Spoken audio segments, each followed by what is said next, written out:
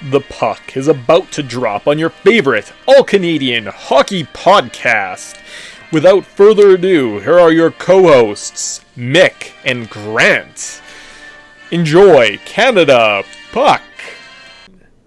Hey guys, welcome to the Canada Puck podcast, your weekly recap of what's going on in the world of hockey, specifically in Canada. I got it right today. I'm your co-host, Mick. You can find me on Twitter at ProfitMick, and I'm joined every episode by my lovely and talented co-host, Grant, on Twitter at Fourth Line Sports. And I gotta say, I've been impressed with the, Twitter algorithms. Not even just Twitter algorithms, internet algorithms, we will call them. Because I've been targeted with some pretty cool ads this week, Mick. Okay, that's like... Have you ever heard of Memo? I have not heard of Memo. So, I think it's kind of like a Canadian version of Cameo. So basically, you pay these, like, maybe secondary celebrities $70 out of your pocket, and they record certain videos for you. So a company in Canada has taken this, and they've actually used more uniquely Canadian identities. And one of the guys that came across my timeline was a Todd Bertuzzi video ad saying he could deliver a message for me. What? To anybody I wanted. And I gotta say, if I'm going to ask Todd Bertuzzi to send a message for me, it sure as fuck is not going to be using words. Yeah, that's... And his vocabulary in the ad alone, I was blown away. I was like, man, Todd Bertuzzi knows more than like 8 words. Good for him. Huh, cool. He says stuff like clandestine, and you're like, ooh. Nobody knows what that means. No, I just know it's a word. I don't know the definition, so... So if you got $40 in your pocket, you can pay Todd Bertuzzi to send a message, using words, of course, to anybody in the world. Huh. That's cool. Yeah. I mean, wish I had a little bit more disposable income, personally, because I was looking at, speaking of that, I was going to get a cardboard cutout of myself, and potentially you, based on the price, and send us to the Super Bowl, but I forgot about it. And man, we could have been, like, front row at the Super Bowl? It was like, well, I mean, for $100, I don't know where they're putting us, but they were apparently doing, like, sweeping videos after the fact, and you got sent the video, and you could go through and scroll and see if you could find yourself at the Super Bowl. And I thought for, like, $200 to be, like, have a picture of me at the Super Bowl, that's probably the cheapest it's ever going to be, so... Yeah, it's not getting better than that. So, and it reminds me of... Fingers crossed. World isn't better next year. Finally, our first big appearance, hey? Yeah. That's it. So. Could we be doing something like really naughty, like maybe us kissing in both of them or something like that? You weren't allowed to put your hands up, but I don't know what that, like, there was probably some guidelines, but I'm sure if we were both like a kiss like this, but I guess we'd have to we'd either have to be facing each other. It'd be funny if we were like facing away from each other.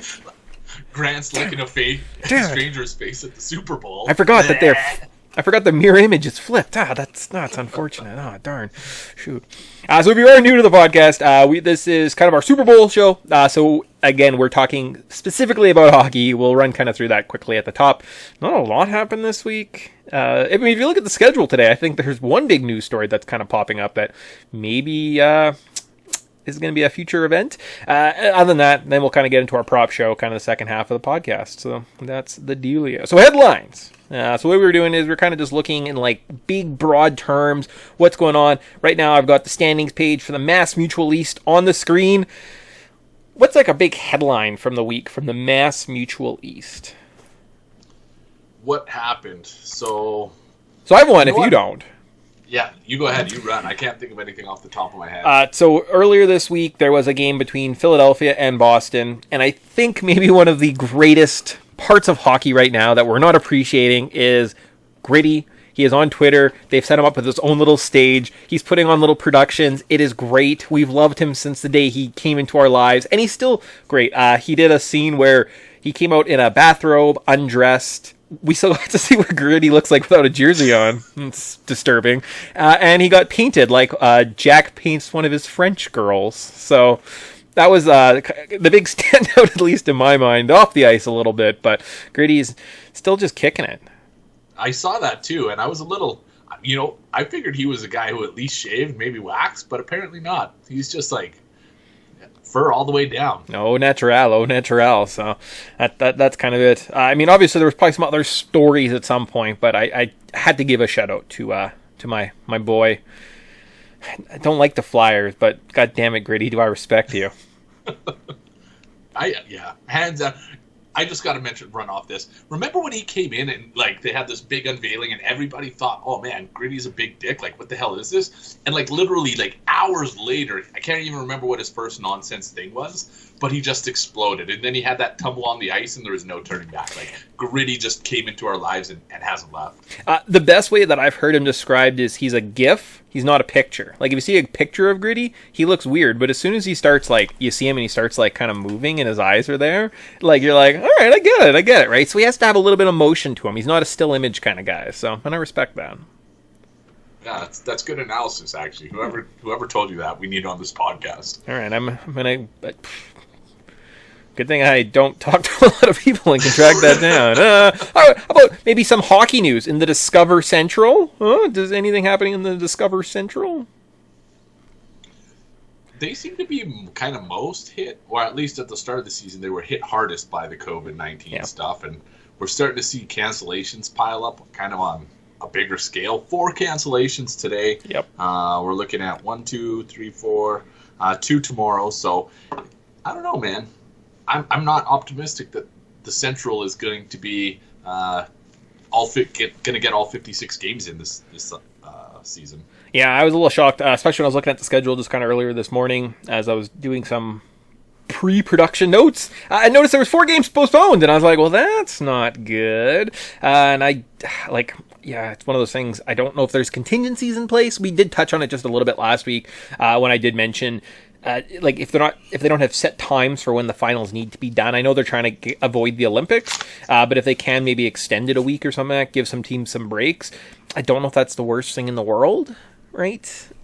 So maybe that's something that they have to start looking into, and I don't know if that's been talked about. That's kind of it. I did see a stat that James Reimer.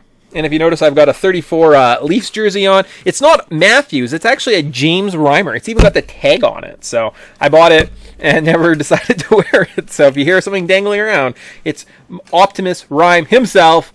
6-2-2 in his last 20 starts. So it's nice to see that big, smiling, goofy bugger that was on the wrong side of Leafs history in that 3-4 goal comeback from the Bruins there. I thought I'd give him a shout out because, I thought he seemed happy. So he always seemed happy. So you're wearing like $1 million right now. I imagine we put this in a time capsule. Somebody's going to pay $1 million for a James Reimer new with tags jersey in a couple years. The other thing, Reimer is now the lead man in Florida, in Carolina, because Peter Mrazek went out with an injury. So, do we see the return of Optimus Rhyme? Is this his final stepping off point to say, I am the number 1 goalie in Carolina? I haven't really understood it. Actually, I just had his IMDb page. No, what's it called? Hockey DB. Page open kind of before we started chatting. He never really plays a full season, right? Like, it looks like his limit for some reason is around that 30-40 goal game mark. So yeah, we'll see if he's kind of given the runway to run and has to kind of compete the whole season. Can he stay healthy? I don't know, but it was just kind of a weird random fact I saw, and I wrote it on my notebook, and that's all I had. So I never questioned past Mick. I think he's a smart guy. So how about Honda West? Anything going on in the Honda West? Well, that's the new COVID hotspot. So now we've got most of the games canceled out of there. The Knights just came back from their COVID sabbatical last night. Same with the Sharks. So what I'm really going to be keying on is how these teams respond in their first game back. And that is, do we see rust, or is this kind of one of those, we've rested for the last 10 days and run with it? And if last night was any indication, both teams scored 5 goals. So I am expecting that to be more of a, we've taken this break, we're going to come back fresh, and we'll see if this high-scoring trend continues well on the first game back. Yeah, no, for sure. The one thing I did poke up on because I did write something down, weirdly enough. I went through and looked. Now, I think this was Thursday night, so a couple nights ago, maybe even Wednesday. There was 5 of the 8 teams were in the bottom half of the league. So if you kind of look at the totals in scoring, now, again, that's just points. That doesn't account for kind of missed games. But 5 of the 8, I do think Vegas has now jumped up that position. And then if you just look at the bottom third, half of the division. So between the Ducks, Coyotes. The Sharks and the Kings, they're in the bottom third in the league in just kind of point totals at this point. So something to maybe just kind of think about, keep an eye on. I think as we're noticing that there's kind of some type of talent discrepancy with some of the teams, like specifically in the Scotia North when we get to them, that division of the Edmontons and the Vancouver and the Flames getting to beat up on those Calgary or those California teams the last couple of years. I wonder if they did kind of overinflate their values a little bit, and now we're seeing them kind of, when they're playing actual competition, we're just kind of seeing them come back down to earth a little bit. Yeah, it is going to be worth keeping an eye on. And that's one thing I noticed last night when I was betting on the Ducks and Sharks. I was like, man, these are two terrible hockey teams. Yeah. I didn't go as deep into looking as the bottom four, but I know for a fact the Ducks and San Jose Sharks are terrible. So, biggest, I guess, and where my mind went was, how does this what are these implications for playoff teams? Because really, if we see a division like the NHL North, where it's just going to be a gamut of just like teams beating each other up, versus the West, where you might, like, we're probably only going to get one competitive, it's going to be lesser competition to get to the finals. Like, are the teams that have to run the gamut more seasoned and better prepared, or are they more exhausted and, just going to get run over in the semifinals and onwards? Well, I wonder too if you went through and you could properly analyze just my observation there, right? So I've got the Honda West back up, and we look at kind of even that 4 spot, like how important is getting first in that division, right? Knowing that you have to play the 4th team, right? Whether it's maybe let's say the Coyotes slip in there, right? And just the ease of that matchup, knowing that kind of the grind that the playoffs can be. So it's going to be kind of one of those things where teams are like, we made it anyways, we're only in second, but that difficulty of that first round matchup might be kind of the make or break for your success long term. And that brings us to the best division in all sports, Scotia North. Do we have to talk about the Ottawa Senators? They beat Montreal. That was worth mentioning. What was it? They slid for 7 straight losses or something like that. They finally won a game. So kudos to the Ottawa Senators. Matt Murray is still dog shit. Yeah, nearly dodged a bullet by not trading and signing that guy. So good job, every team that didn't do that.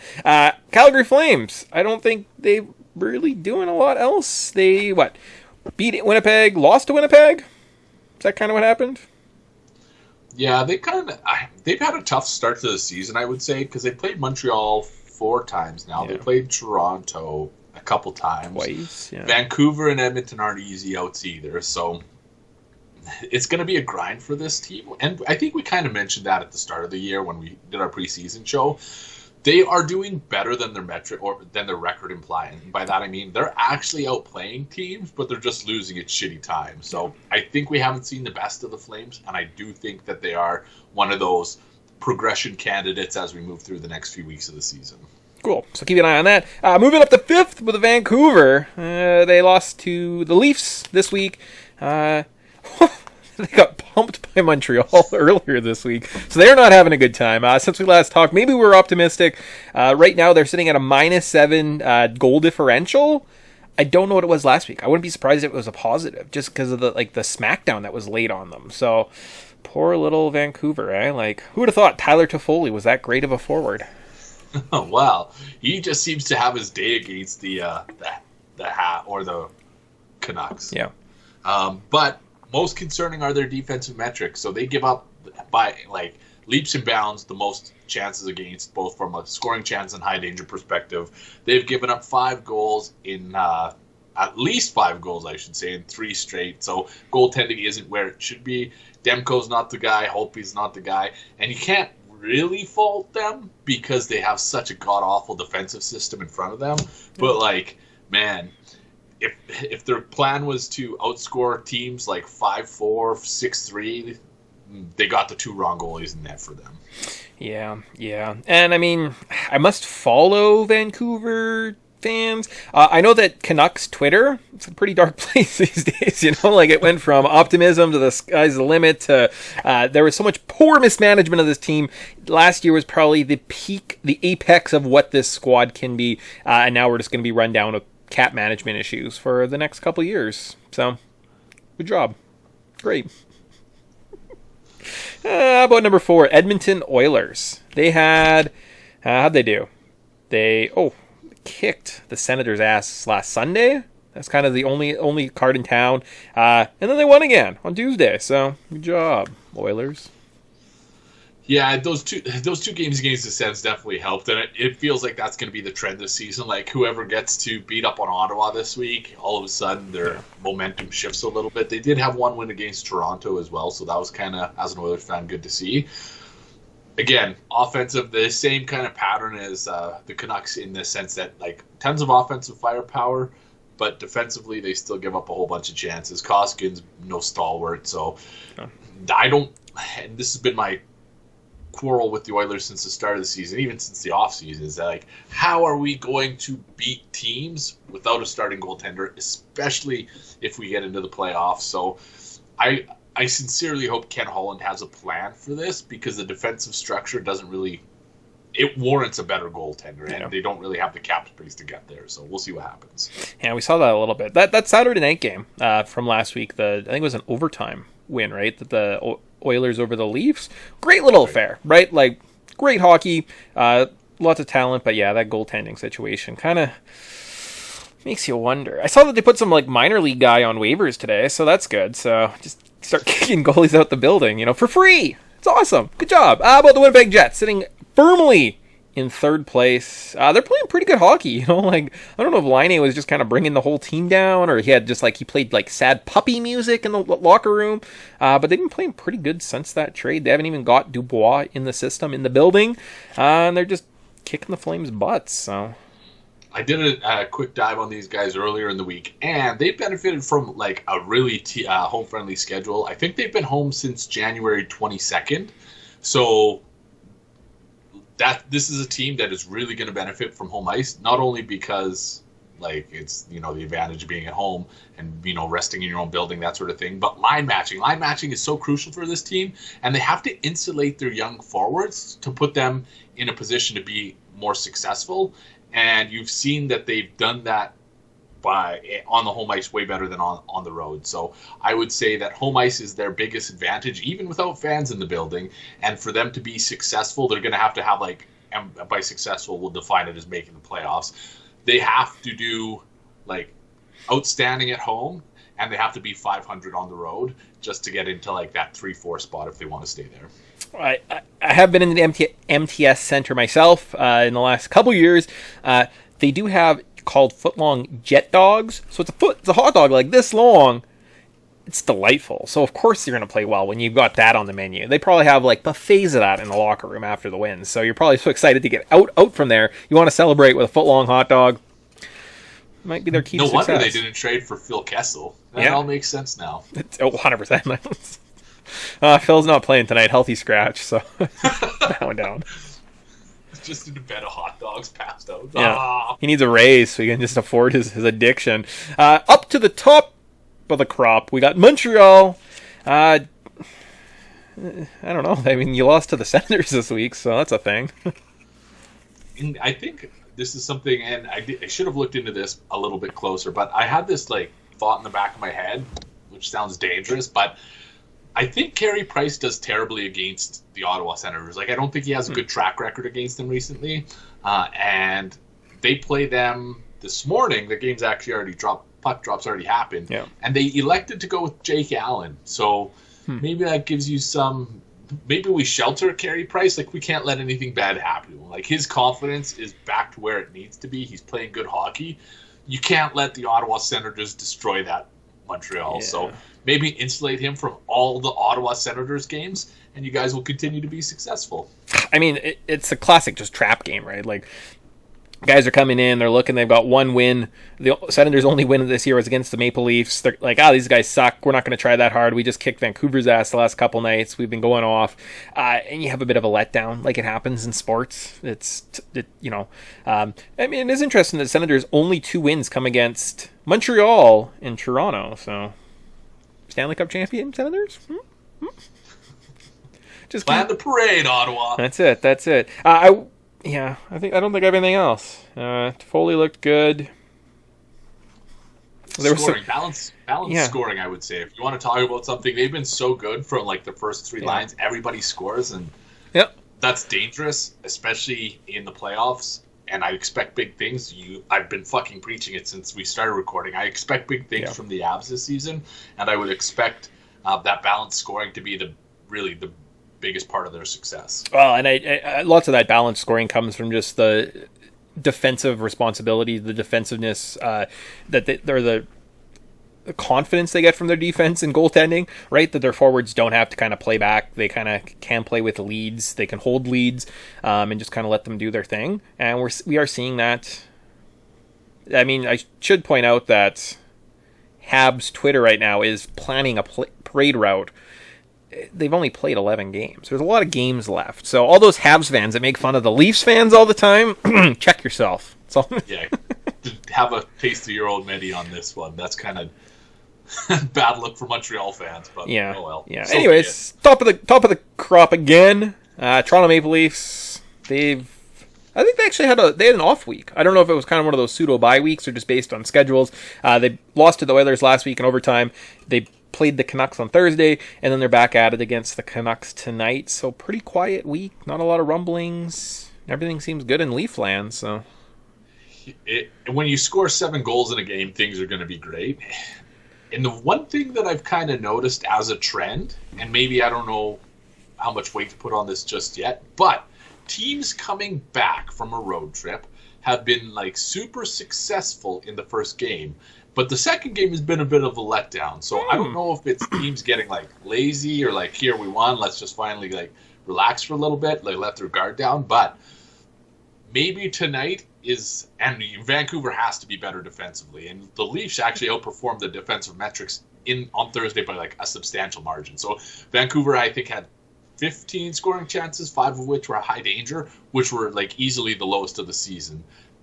Toronto can't duplicate that. They were so far above what we would expect them to be at. I think that tonight's going to be a little bit more competitive.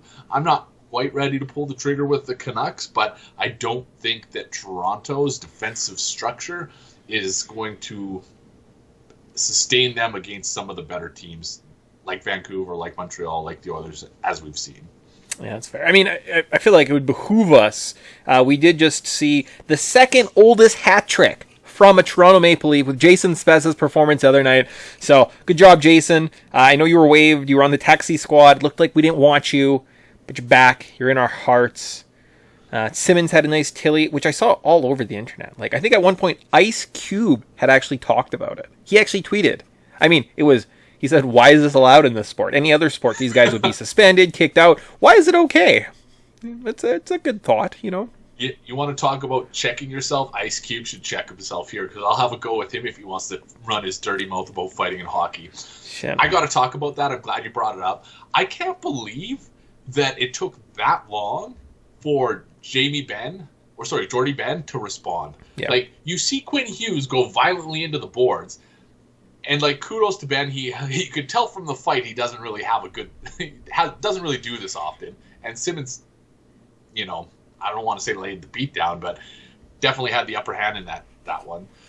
But if you see your star defenseman go into the boards like that, and then you still wait 30 seconds, like, I don't know. Gloves should have been off, and that fight should have happened in the corner half a second after Quinn Hughes was on the ice, but it didn't. Kudos to Ben. Like, he answered the bell. He tried to do what he could. It didn't end well for him, or at least, you know, didn't look like it ended well for him. And Simmons, definitely, he's shown his value to the Leafs, because I think that's his third fight of the season. And each time, like, he's scoring goals. He's showing that truculence that we admire so much about hockey teams on our podcast. And he might be one of those like low-key MVP or Conn Smythe candidates once the Leafs are in the playoffs, if they make a deep run, because that's exactly the type of presence they've been missing in the postseason. Oh, and I mean, the fact that we're praising Jason Spezza for giving a damn, we're praising Wayne Simmons for giving a damn, does maybe show that there's like not a lack of passion from the big boys, but just sometimes they do kind of like get that deer in the headlights kind of look when things go bad. So it is nice to see that they have kind of that more mature presence on the team now. So that kind of wraps up hockey, I think. Oh, I got a FanDuel lineup. Click to that quickly. You're not even going to see my login info today, so moving up. Good luck stealing his tens of dollars, internet. So we'll run through that quickly, because, I mean, you got to throw a little bit of money tonight. Specifically, you got to save all your money, though, for tomorrow. There's a lot coming, so just give us a couple minutes and we'll get into football. So for myself, what I did today was I did kind of look at that Vancouver-Toronto matchup. Wanted to save a little bit of money, so I went with Braden Holtby in net. You can see he's my main man in net. Paired him with Quinn Hughes. So I did pay up a little bit. I think if they're going to score, it has to be coming from the top point producer from the Canucks there. And then I kind of hate myself, but I loaded up on the Calgary Flames. So if we see our other defensive pairing, we got Noah Hannafin to go with my Quinn Hughes. I got Sean Monahan, Lindholm, and Tkachuk. They're like middling values. I think if those guys are going to go off, they don't have to win necessarily, but I think in that Edmonton game tonight, especially with Koskinen, like the chances of them putting up like 6 points, having multiple points each, probably worth it. Then that left me, I basically had to scrape the bottom of the barrel to find Leo Komarov for that last wing spot at $3,200, which did give me freedom with my utility guys. So I ended up with Connor McDavid and Matthew Barzal. I figured if I'm going to go with Komarov, might as well kind of go with the main scoring option for the Islanders. And McDavid, if you like Draisaitl better, you could do that. If you like Matthews better, you could do that. But it kind of does give you a little bit of flexibility in those utility spots with that Calgary Flames stack. And I don't know. I feel like Braden Holtby might be stealing it. I think maybe the Leafs might be a little disappointed tonight. And if they are, it's an emotional hedge. I think Braden Holtby is the man. Sometimes it bothers me that we're on the same page so much. I actually have a Vancouver Canucks stack as well in my lineup, and really the rationale is kind of what I alluded to when we were going through the headlines. Vancouver isn't as bad as we saw, and so they still managed 3 goals on 15 scoring chances and 5 high danger opportunities against a suspect Leafs defense. So with increased production, we would anticipate increased output. I was on that. That was the logic I used in doing my stack. I think it's going to be a good game for Brock Boeser. I don't know why. I just have this funny feeling that he's going to shine. So I did a Bo Horvat, Brock Boeser, JT Miller, Tanner Pearson, Vancouver Canucks stack. I paired that with also a San Jose Sharks stack because we saw last night the Ducks were god-awful. They gave up 3 third-period goals, 2 of which came in the first 2 minutes. So, lacking this defensive structure, they don't really have this killer instinct that we would see from a team or expect to see from a team with a 2-goal lead in the third period on home ice. So, things are going to get worse. They went with John Gibson on the first night of back-to-back, who's been all-world. He's been their only good player this year. That leaves them with 40-year-old Ryan Miller on the second night of a back-to-back, which has traditionally been a flat spot for teams, which is why you would reserve your starting goaltender for that spot. Ducks fucked up big time, and they're going to pay for it. So I loaded up with Logan Couture, Brent Burns, and Kevin LeBanc, and Devin Dubnyk for my Shark stack. I think they're going to have an easy time scoring. That left me with $4,300 for a defenseman. I ended up going with the Ducks defenseman, Hampus Lindholm. He's a guy who has a ton of offensive upside, plays those big first minutes. And the Sharks are really not good at stopping the puck either. Devin Dubnyk hasn't been himself, or at least what we've come to expect from him. So I think maybe a few power play markers, power play goal and an assist from Hampus Lindholm would go a long way. That exhausts my salary. I have literally $300 left, but I'm not going to tinker. I think that's the lineup that takes you to a payday today.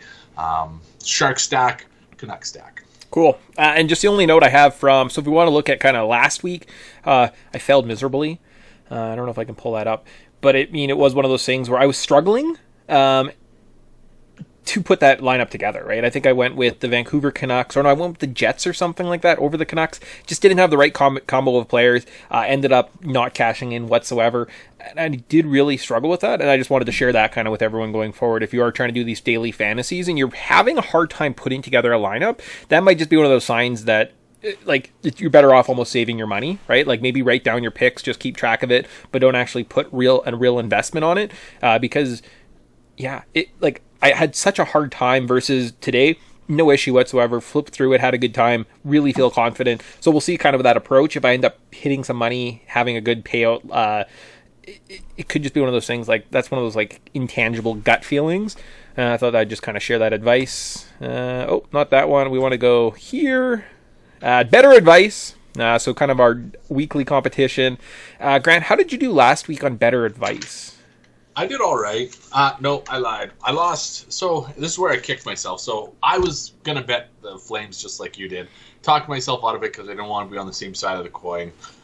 Went with Montreal, Calgary in the shootout. Same with Colorado, Minnesota. Colorado, Minnesota went to a shootout the next night. Montreal, Calgary was 1-0 for like 58 minutes of the game, and then there was the empty netter. So it was close, no cigar. And then I did an Oiler Red Wings parlay. Red Wings lost in overtime. Oilers ended up winning in overtime. So kind of really bunged that up. If I would have just flipped that, probably would have done all right. Yeah. And by that I mean would have went with those two teams as overtime. Actually, I would have made a killing. And then Blues was my only correct pick. It was my biggest bet. It was $40 out of the 100 for minus 158. So I'm down. I was down a little bit, but still up on the season. I'm up to about $75 on the season. So, just doing that grind. Hockey is such a chaotic game, man. Like, it's just, you could be on the right side of the bet and still lose. And prime example was Montreal Calgary last week. Calgary gave up something like 50 shots. There was like 20 high danger scoring opportunities, and Jacob Markstrom basically stole that victory for Calgary, and that was the difference, really. Even one goal or one post, that's kind of the hard thing about betting on hockey. You just kind of have to grind and keep going and, look for those value spots. So all of you see all our money. It's the NFL prop show, so all of our money is reserved for prop bets, which I think we'll get to. Yep. But you had a killing. It was just one stinky over that cost you a perfect 5-for-5 week last week. Yeah. So if you kind of look here, it was that St. Louis Anaheim 5.5. I think the Blues scored 6 points. That was like 6-1 or something like that. So they did it just on their own. That Philly Islanders game, that was that stinky one. I had 5.5 over, went to 5. Just needed empty net. I needed something, but no luck. Boston, Washington, also hit the over on that one. I think that one was kind of like one of those like big scoring games too. And then I kind of went with the Flames and Oilers. They were both underdogs on the road, and they both won. So I did clean up. In total on the season, I think I'm up like $59 or something like that. Yep, that sounds about right. I don't have it open in front of me. But you came storming back last week because you were down about 10. I think maybe I was down 14, and based on my winnings last week, I think maybe I'm up. So, yeah, like $58 or something like that. Winnings, $52. So, right around kind of where Grant was, and just based on that chaos, right? Like, I looked like I was down. Grant was up big. One week switch, and I'm right back in it. So, it is a grind. It is a grind. But I mean, on the plus side, it's more interesting, right? Because we've had ones in the past where Grant's up $500 and I'm like bankrupt. Or it flips, right? Like I'm up $300. Grant goes all in. He goes bankrupt. And we're like, oh, that sucks. So I think Go for it. Well, I was going to say, we're learning from our mistakes very slowly, and that's how we're going to get ahead. It's just moving slower than everyone else. So Year 10's our year. That's 2030. it. Come on, we've got this. But that's enough for hockey talk. Done. Enough of this. No one wants to talk hockey anymore. I mean, we're already missing kind of the big Montreal game. I should have asked, and if this was out earlier, how much money should I be putting on Montreal today? I saw them at like minus 240. Should I be like pushing hundreds of dollars, thinking you can't lose to the Senators 2 days in a row? You would like to hope it's a bounce back spot for them, but I certainly wasn't confident in backing them. Yeah. I actually bet this game as a tie. Like I got real money riding on a tie, so I'm hoping it gets to overtime, one of those fun matinees, kind of everybody's lazy 2-1 type things. I see Montreal's up, so hopefully they don't get too far ahead. Make it a little bit more competitive here. I don't know. I'm not watching, but come on overtime. Come on overtime. But that leads us to one of our favorite shows of the year. Hands down my favorite. Like I fucking love this show. It's always my favorite time to bet.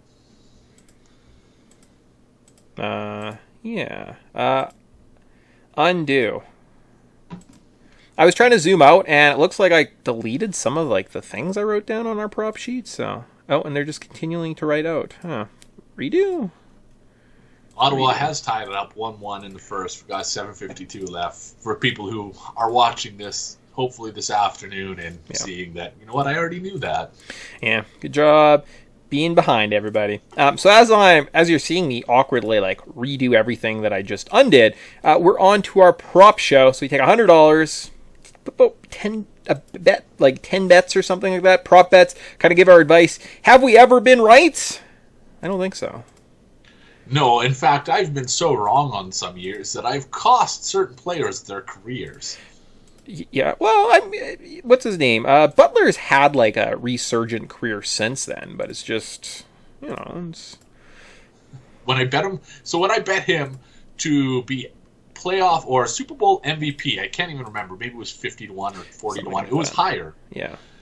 He basically got benched like minutes after I said that and didn't even get to play in the Super Bowl. Yeah, that was not a good look. So, all right, so I'm not going to touch this. I'll just scroll back and forth. So, Grant, why don't you lead us off with the Super Bowl, the big game coming up tomorrow? Watching at home? You got beers? Are we making like a nice spread of food? Can you like lay out the what does this look like in Grant's world?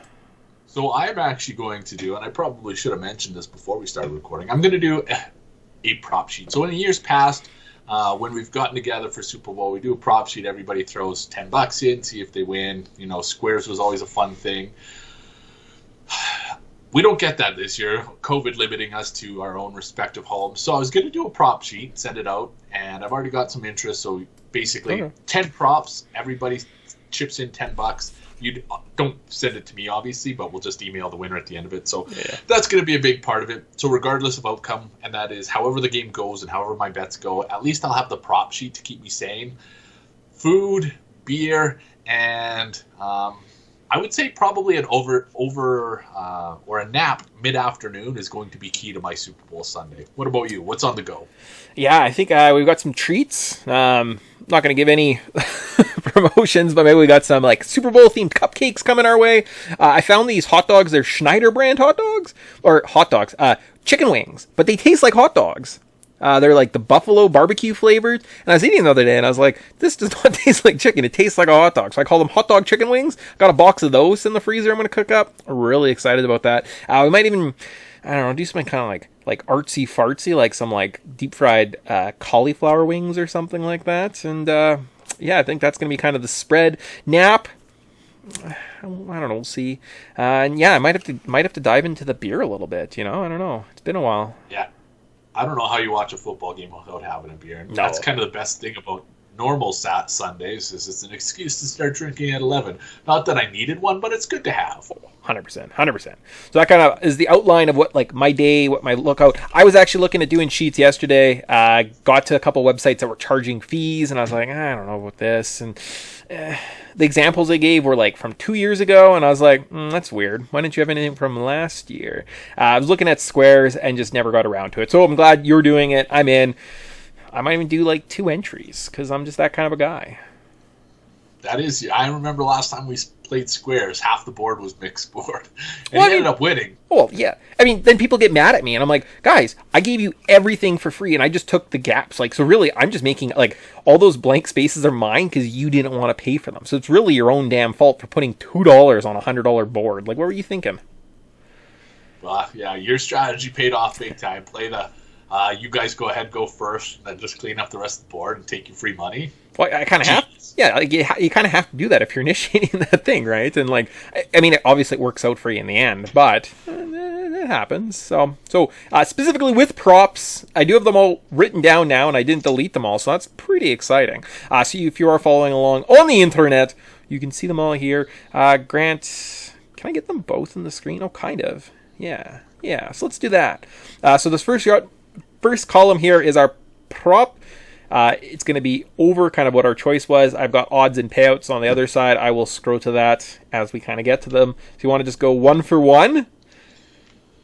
Yeah, absolutely. Let's do for one. 1 for 1. You go ahead and lead off. I want to hear Mick's first prop bet of the year. All right. So I'm going to do first one on the top. Bucks score first instead of punt. So I'm pretty sure the prop is so what happens with the first possession from the Bucks is do they score? So that's a field goal or a touchdown or punt. So I'm going to go with they score for plus 125. I think that's a no-brainer. At this point, you're up against this dynamite offense with Kansas City. You have to go for blood. Brady is vicious. They've got a good kicking game with Suck Up, so I think at plus 125 at $10, it's a no-brainer. I'll give you this one little piece of advice that I came across, or one stat I came across when I was doing my Super Bowl prep. Kansas City has allowed a score on their opponent's first 2 drives of the postseason. So that is both the Buffalo Bills and the Cleveland Browns. Both scored a kicked a field goal on their opening drive. So that's, I would say, a good omen for Mick's first prop bet. Yeah. I'm going a little, I don't want to say chalky on this one, but it is chalky. It's probably one of the most popular prop bets. I am going Brady over 294.5 pass yards. This is going to be both these. So these teams finish top 2 in yards per game. They both throw the ball over 60%. It is going to be a pass-heavy game. One of these teams is going to be playing from behind, and it's going to force the team to throw even more. So with all that in mind, whether Brady is throwing for 60 yards on the opening drive or playing catch-up after the Chiefs score on the opening drive, there's going to be passing yards. Brady over 294.5 is my first prop. There you go. There's the payout. So for $10, you're going to get $19.10 back. It's not bad. Similar thought. I'm thinking there's going to be lots of passing. My second prop I've got up on the board here is Bucks. Total Bucks to have a pass reception over 5.5. So, I mean, you could simply do the math on that one. So you got your Godwins, you've got your Evans, okay? If Brown plays, he's probably catching a ball. Gronkowski's probably going to catch one. That's 4 without really thinking about it. Leonard Fournette has caught a ball, I think he's leading the team actually in receptions at this point. So that's 5. Now you're looking at just like the Tyler Johnsons, the Scott Millers, the Cameron Brates, and I just need one of those guys to hit. So I think at over 5.5 for plus 150, what are they doing? I think that's a no-brainer. Yeah, I like that one a lot too. And I think your logic is exactly where my brain went at first too. And you've done some digging. You got some good value picks on here. I'm jealous. I'm going with all these chalky, popular ones, and here you are doing God's work, figuring out all the greasy ones that are just feel like free money. My second one, Mahomes. So exact same logic. That is lots of passing. He throws, I think, 300. Last time that these teams met, he threw for over 400. That's kind of been his motif to end the season. Bucks pass defense is worse than the Chiefs pass defense. His total is over at 329.5. I'm on the over, minus 110 again.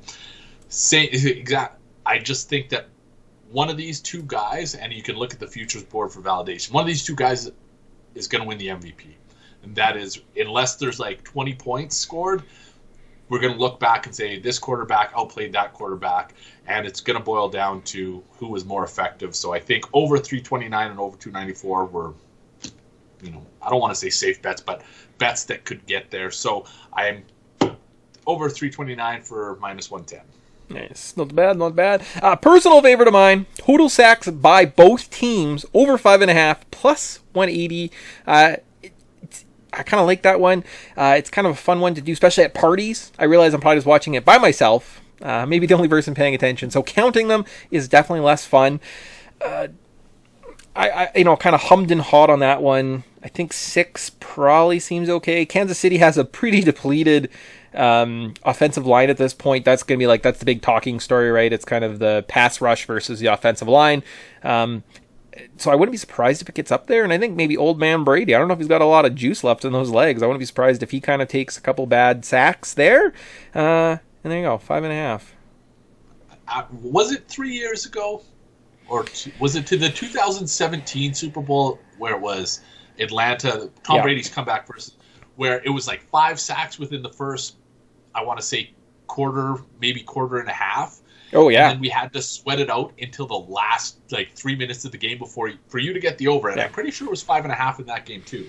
Yeah, no, that's one. I think I've hit 2 of the last 3 years. I'm 2-1. So this is the difference maker this year. Is it the 500, or I have a commanding 3-1 lead on my total sacks in the game? Yeah, I dig that prop. Good for you. I'll pray for sacks because I'm always happy to see those D lineman celebrations afterwards. So that brings me to my third prop. I kind of took a correlated approach. So that is, if I'm expecting a lot of passing yards, receivers are going to catch those yards. Like, it just has to happen. So I went with Mike Evans, and I'll talk you through this a little bit. Mike Evans has a knee injury, so he has a lower total between him and Godwin. His is set at 62.5 with plus money. It's even money on the over. I ended up going with that. What I did was I looked at the Chiefs' previous games, and what they do is they actually key up the primary receiver and just absolutely blanket him. And I want to say over the last half of the season, primary receivers have had poorer outings than the secondary receivers. So that is, the guys... and we'll use Cleveland as an example. That one's fresh in my head. Rashard Higgins, who is not a guy that you would expect to be a leading receiver, was the most productive receiver, and Peoples-Jones and, more importantly, Landry were both blanketed. So it makes me think that however they play their safeties, and I'm sure there's somebody more technical than I who can explain it, they limit the big plays. And last week, too, actually, it was Diggs and Beasley. Beasley walked in with a knee injury or leg injury, broken tibia, maybe it was, and he ended up outplaying Diggs. So that is, he had more receiving yards and more targets. So I'm taking the same approach with this one. Evans over 62.5 for plus 100. Awesome. Why don't you go over your next one too, just because it's kind of in the same vein. I only have 9. I only have 9 on the board, so we got to get even somehow. Okay, sounds good. So yeah, exact correlated play. Tyreek Hill over 94.5 minus 115. When these teams met in Week 12, the Bucs did a good job of limiting Kelsey. And really what this prop boils down to is who's going to be more productive, Hill or Kelsey. Kelsey was limited to 82 yards, and I think it mostly has to do with the Bucs secondary is not so good, but their linebacking core is. So across the middle where Kelsey's the bread and butter, it's going to be a little harder for him to have receptions or get receptions as opposed to kind of a more free-flowing secondary. So this total actually opened 92.5. I'm expecting it to go even higher and you can kind of imply that by the minus 115 price on the over 94.5 right now. So this has been bought up, and it looks like it's still climbing. Tyreek Hill is a guy who's going to be a big play, and he could bust off for a huge play at any time with his speed. So Tyreek Hill is going to be Mahomes' go-to in the Super Bowl, over 94.5 yards. Yeah, 93 yards, that could be a play, right? Like, they're down on their own goal line, little screen passes, man, he just takes off and he's gone.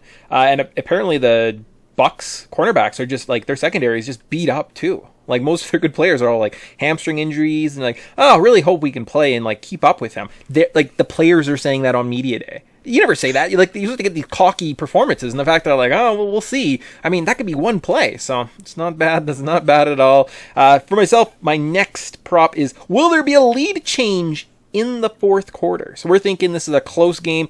We just need one team to go ahead. It doesn't have to be the end result. Just happen that if it happens once, I'm going to say yes at plus 210. I think that's a pretty safe bet too. So I like that. I think it's going to be like that. Close game, something's going to change. So it doesn't have to be the dying seconds anywhere in the fourth quarter. Just there has to be a lead change. Sounds simple. I don't know if I built this up in my own head, but this has the makings of one of the generational Super Bowls. Yeah. We have, and I think you've used this in previous prop show podcasts that we've done. This really could be a metaphor for a changing of the guard, and that is Tom Brady, what is he, 43, however old he is, playing in a Super Bowl against the next face of the league. Do we see a passing of the guard? Do we see passing of the torch? So could this come down to a fourth quarter schmuck, pass out or TD after TD after field goal to win? Absolutely. I love that plus 210 on that one. I'm going in a different route for my fifth one, and that is over 16.5 second quarter points at minus 128. I absolutely love this prop. What we've seen, the rationale is at the end of the first quarter, teams are not rushing to score. So that is, if you're marching and there's 20, 40, 60 seconds left, they're not rushing to get that score in. They're rushing to set up the start of the next quarter.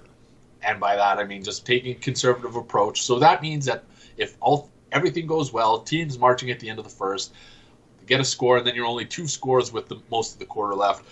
Both teams last week, their highest scoring quarter was the second quarter, and there was like 24 points in each of them. It's been the trend for both teams throughout the playoffs. So I think that this is going to be one of those momentum building quarters into halftime. Over 16.5 second quarter points, minus 28. Oh, that sounds perfect. Yeah, like I'm definitely seeing the end of the first quarter. Their offense is somewhere in the red zone. They score early. You get a score late. You just need something in between. And that's over. I like that. I like that a lot. Myself, we've talked about old man Brady and juice in his legs. I think this is just a funny prop. Like, that's the reason I wanted to talk about it.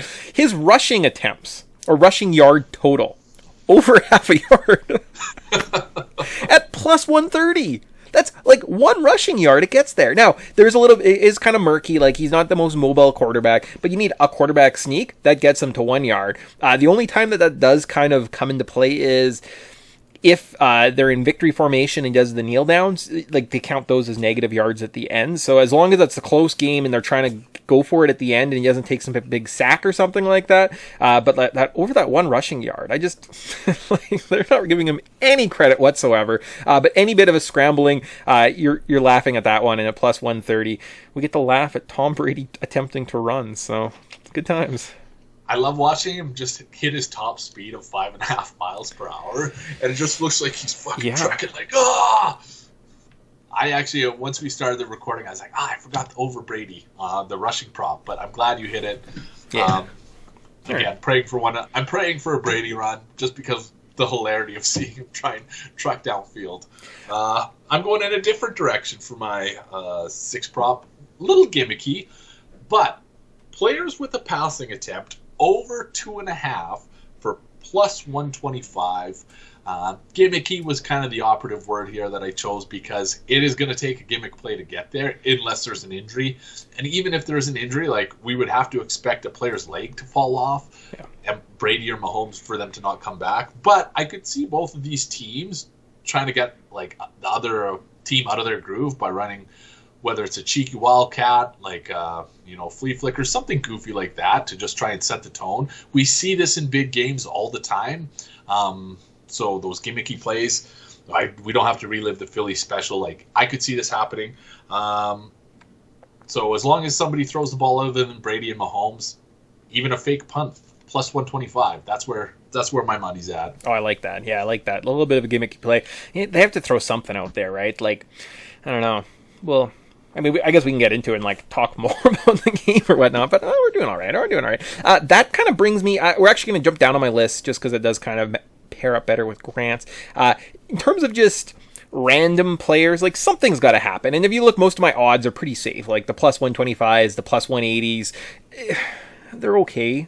Like, nothing special. Let's try and make us some money right now. So I've got an anytime touchdown from Byron Pringle. Apparently he's a big fan favorite of Andy Reid. Apparently really likes this guy. They tried to get him going the last couple weeks. He's got kind of that speed that you see from the Hardmans and the Hills. He's just part of that package. So maybe there's some type of weird play, 30-yard play to a Byron Pringle anytime touchdown, plus 600. Pretty good value. I had to pick someone goofy, and a $10 bet, that's going to give you $70. So there's value on the board now. Yeah, I'm going to have to Google who that is, but if you always hope that these teams rally around their, like, key players, and if this is a key locker room present, they're going to hope for something big for him. So, you know what? That is good value. I'm going another... you don't see this often, and this is the theme of my 7th prop is chains used for a measurement under 1.5, minus 160. I've watched a lot of football games this year, and I gotta say, I've seen this chains brought out for measurements maybe 6 times, and only once did I see it in twice in one game. I think it was a Green Bay Packers playoff game. So minus 160, you're not getting a ton of return, but if these teams are, like, I don't expect this to be won and lost at the line of scrimmage, and chains being used as, very rarely seen in the NFL, which is why it's listed as minus 160. So I'm going chains used for measurements under 1.5 at minus 160. Awesome. So back to me. I'm going to bugger this up just a little bit. I'm going to dock twice in a row. MVP votes. I mean, the fact Patrick Mahomes won last year. probably means the quarterback's going to win this year, right? Even though I do believe Damian Williams was probably the MVP. He had those 2 big touchdowns that brought them back, brought them from the brink. He looked like probably their best out. Like, I don't know why they didn't give it to him last year. So in my mind, it's probably a quarterback league. If not, go big, right? And for some reason, once in a while, you do see defensive players pop up, and I do feel like there's a world where Tampa Bay lays a hurt. Their defensive or their linebackers just kind of like overwhelm the offensive line. So I have 2 guys here. We could even talk about 3, but I definitely picked 2 with Shaq Barrett, Devin White. And Devin White's one of those weird names where it's like, since he's been drafted, I've heard about him. I hear pundits, I hear kind of analysts talk about him periodically. Like, he's in my lexicon. And because of that, at plus 6,000 for Shaq Barrett and plus 5,000 for Devin White, I'm going to put $5 on each of those. The payout on either of those getting an MVP would be $300 and $250 respectively. So I kind of like that weird pseudo world where for some reason basically the defense has to win them the Super Bowl. And if it does, I think it's probably going to be one of those 2 guys. I've heard JPP thrown around a little bit too, but I don't want to see a guy with like missing fingers holding up a trophy. So I went with the 10-fingered Johnny. Okay, well, that leads me directly to my MVP prop. And that kind of ties in somewhat with if we're going to get in that correlated theme with my first 2 props, and that is, if we're expecting these quarterbacks to throw, we're probably expecting one of them to win the MVP, whatever the winning team is, whether that's Kansas City and Mahomes or Tampa Bay and Tom Brady. I went with Brady on this one, plus 200. I don't think I've lost money betting against Brady in my life. And it kind of feels weird rooting for him as the underdog, and it really just speaks to this underdog complex that why I always just love the people who suck. Like, I couldn't cheer for Tiger Woods until he had back surgery and nobody loved him anymore. And then I was like, wow, let's cheer for Tiger Woods. So kind of applying that rationale to the Tom Brady MVP bet at plus 200. If they win, you're absolutely right. It could be the defense that gets them there. But I think that this is a league that's going to want to acknowledge his greatness. And if it's a fourth quarter winning drive that leads them to like a 17-14 win, I think they're still going to give it to Brady. So I went with him plus 200. Fingers crossed. I'm kind of hoping for a close game. So between him and Mahomes was minus 110, minus 105, something like that. So Brady at plus 200 just made a little more sense to me. And I mean, those do make sense. This is kind of the weird, like Denver-Seattle for Super Bowl, where for some reason, like Shaq Barrett has 3 sacks, a fumble recovery, and like a touchdown or something like that. Like, I think that's the only reason those guys are going to get this. And they like shut Mahomes down kind of thing. Like, Mahomes is like sitting on the bench with his head down the whole fourth quarter. So, I mean, in that world, for like that plus 5,000, it's probably worth it. But like, I do believe it's probably going to go chalk. You did miss one, number 8. Yeah, so I'll cycle back to that right now. I just wanted to touch on MVP when you did. Yeah. So this is a kind of a funny one, and this is Gisele Bündchen in appearances, under 1.5, plus 170.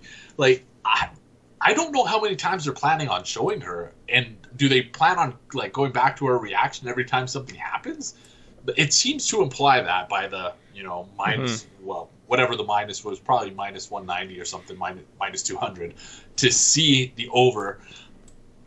I don't think I've seen anybody on, like, I remember Cameron Diaz feeding Alex Rodriguez popcorn a few years ago. Other than that, I can't really think of a time when they're like, oh, we have to show these celebrities or this loved one over and over again. Yeah, like, so the one that jumps out of my mind of Gisele specifically is that dropped Welker pass in one of the Giants Super Bowl, where he kind of was spinning around and like contorted his body and had it in his hand and then kind of let go, and she just kind of like looked over at Mrs. Welker and gave her a death stare. But that was about it. But like, that was one time in kind of an affair where they were just kind of getting beat up, right? But yeah, you're right. Like, it's not like she's not the star of the show, so. Yeah, and like, how many other people are there going to be to show in this? Like, owners, coaches, players, like, celebrities. Random like, cardboard cutouts. Yeah, Grant licking Mick's face. Yeah. So plus 170 seemed way off cue for me, so plus 170, under 1.5 appearances. I have one left. How many do you have left? I just have my kind of like main big wager left, and that's it, so. Me too. I got my knockout punch. I'm locked and loaded. You want to go?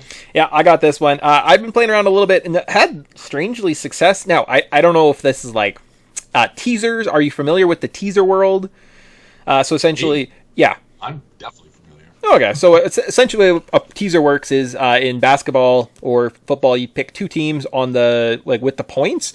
A teaser gives you 6 points in kind of your favor. It does reduce the odds. So for 2 picks with a teaser gets you about -110, which is what I've done here. If you look at the Bucks +3 and the over at 56.5, and we tease it, we can get Bucks +9 and an over of only 50.4 or 5 points. 4 would be weird. For -110, and that's going to be my lock, my play. I'm putting $30 on that one for the game. Payout would be about $57, which is, I'm trying to make back about half my payout there. It's something I'm probably going to do in real life too. I'm going to tease it. I do like the Bucks +9. That gives you a 1-score game. Over 50. We're seeing that number slowly creep up, especially that it looks like the weather conditions are holding up. 50 points should be super easy to get to. And I think betting overs is always more fun than unders because it gives you something to cheer for. You can always be like, oh, that score is great, as opposed to every field goal, every safety, every touchdown rips your heart out when you have the under. And I don't want to watch the game like that. I want to have a good time. So that's my big play of the game is a teaser, Bucks and the over.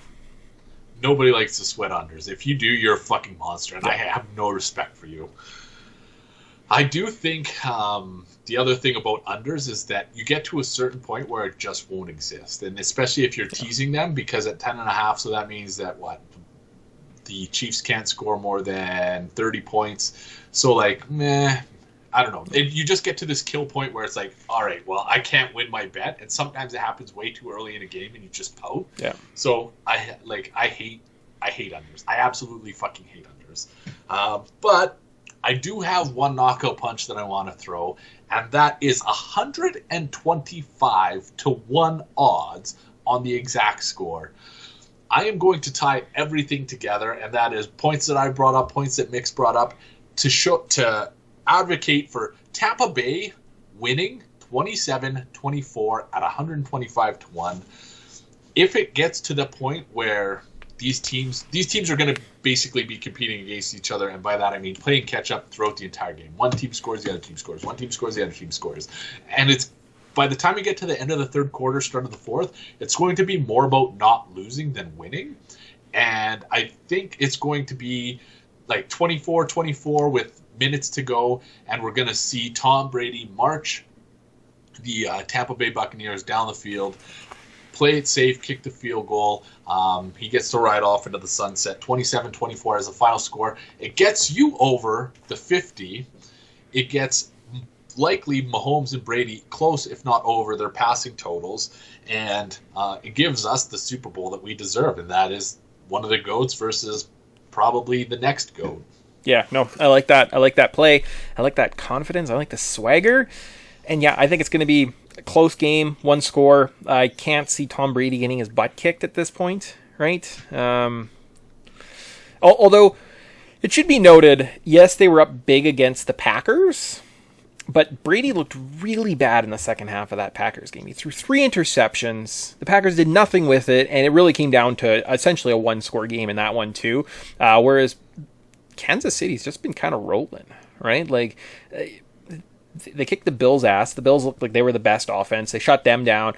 So it'll be interesting to see. I wouldn't be surprised if we just see Kansas City just kind of lay a whooping, right? I hope, for my sake, for your sake, for everyone's sake around the world, that it's a close affair. But again, it's just one of those things where, and I mean, I meant to say this for a while, and I've been thinking this, but never really said it out loud, so I'll say it now.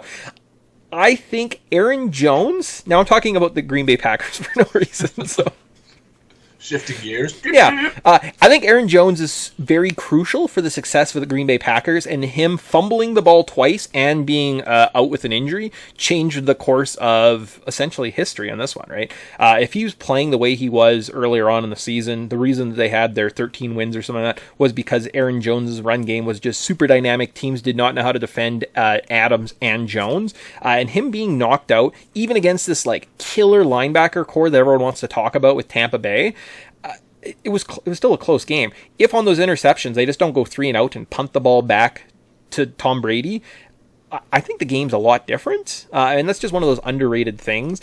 And people are saying like even I was saying Shaq Barrett, Devin White sounds great.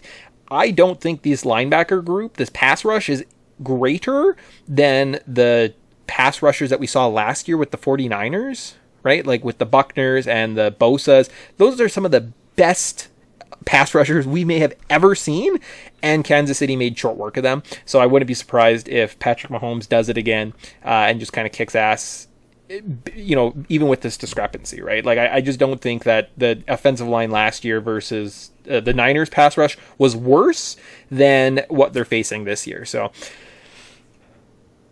I love that monologue. That was good. We should do more of that. All right, good, awesome. All right, I've had that. I've been like, why is no one talking about this? It's driving me insane. Well, more insane. So yeah. So I got nothing left to say. I just want to sit down, watch the last football game, and really see how many prop bets I get to cash in. Yeah, that's fun. Good times. So I'll keep my eye open for that prop sheet. Now that you guys are well adversed, maybe bet legally if you're allowed to bet. If not, don't bet illegally. There's a disclaimer, right? Don't bet illegally. So you know what? I don't know if we should be giving out legal advice, but yeah, you know what? It's good. I'm not a lawyer. No legal advice here. So, do we have a Super Bowl Babe of the Week? We are going Super Bowl Babe of the Week, and this is like Instagram just gets me. That's all there is to say. This lady, every time I see her on my Instagram, her dances just mesmerize me, and I just spend hours watching her sweet dance moves. So it is Scotia_Campbell, Scotia KAUSHA_Campbell. It's like dancing in my heart. She's danced her way into my life, and she's never going to dance her way out now. So Scotia Campbell, you are our Babe of the Week. Schwing. Nice. Well, with that, just kind of get ready for the big game. I might go throw this bad boy back in its vacuum-sealed bag so it can hold its $1 million value. Although it has a lot of mixed sweat on it right now, so like $800,000 value kind of thing, right? Mixed stink. You're underselling the mixed stink, man. It's worth more. Oh, okay. It's like 1.5 mil. Yeah. So with that, go throw that in the Ziploc bag and have a good Super Bowl party. So party on, Grant. Party on, Mick. We'll see everybody next week. Bye.